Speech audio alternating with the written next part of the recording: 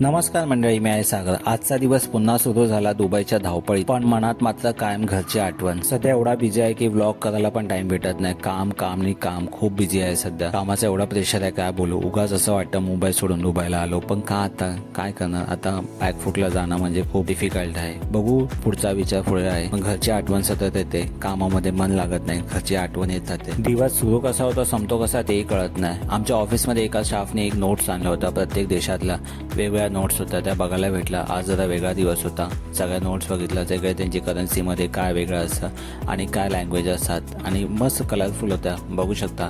मग आपली इंडियाची करन्सी बेस्ट आहे.